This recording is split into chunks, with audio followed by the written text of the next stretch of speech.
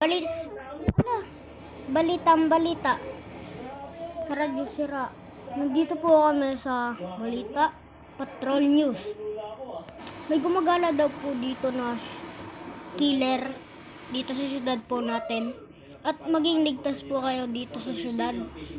At sorry po kasi sira po ang wala pong wifi ngayon. Kaya di ko po dala ang aking mic. Sorry po, kaya di nyo madinig ng malakas. Magiligtas po kayo. Pare, ilang oras na lang, lulubog ng araw. Sige pare, kailangan ko na dapat umuwi ng gabi. Wait lang, baka tumawag yung magulang mo. Baka mamaya tatawag. Nga pare. Natawag. Hello mama? Baba nyo. Hello mama? Uwi na po ako din. Sige. Hello po ma'am. Mama. Pare, Pare, bukas na lang. Paalam. pala. Parang din. Mama, uwi na ako.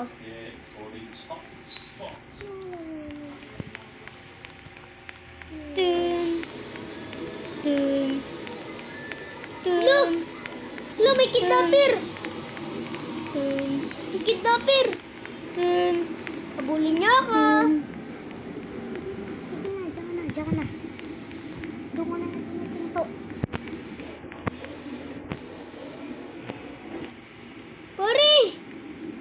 Pare, bakit? Bakit ka pa bumalik? Pare, may nakita ko siyang aswang. Sure ka? Opo. Oo, pare. Baka yung killer ba aswang?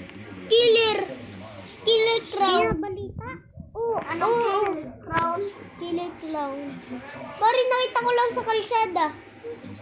Naglalakad lang sila. Biglang ko nakita may dalang kutsilyo. Naku, wala ng killer clown. Okay. Sleepover, dito muna. Okay, dito muna. Wala kasi ako. Malayo kasi bahay namin. Tawagan mo muna mama mo. Sabihin mo, Mama, bukas na lang uwi kasi may nakita akong killer clown.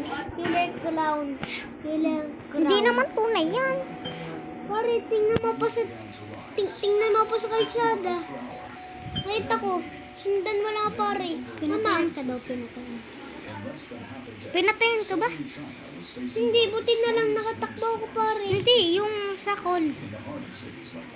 Wala, may nakatayo dun. May nakatayo. Ayun yata yung clown. Kailangan natin mag-survive. Takbo! Takbo pare. Takbo natin yung pinto. Patay mo lahat ng ilaw. Sige pare, hindi ko mapatay. Pare, kailangan ko na matulog. Pero wait lang. Pare, bili ka mo. Labas ka muna, tinan mo ko nandun pa.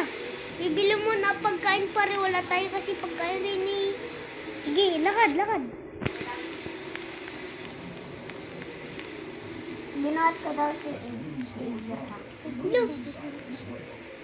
Hello, may mga kidnapper. Tingog. Buhatin nyo. Magbuhatin kita.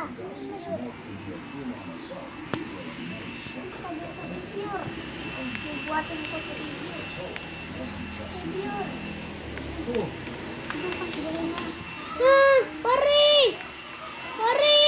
Pare, nakidnap ako, pare. Ano yun? Pare, tulong. Nakidnapan ako. Pare. Mama, nakidnapin ako. Pare. Tulong, pare. Naku, si Pere. Kailangan ko tumawag sa mama nun. Sakay na tayo sa airplane.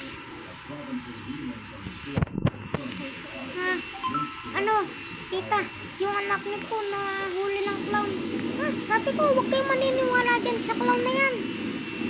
Totoo po, nakatelepono ng buwan. Sinaksak nila po yung anak niyo sa mukha. Sugat po. Kailangan mo puntahan yun. Anak ko yun. Tito, yung only child ko. Yun yung pinakamasipag, pinakamabait, pero hindi sinurin. Paano yun, tita? Sige po, babay na lang. Puntahan ko na lang po ako sa inyo.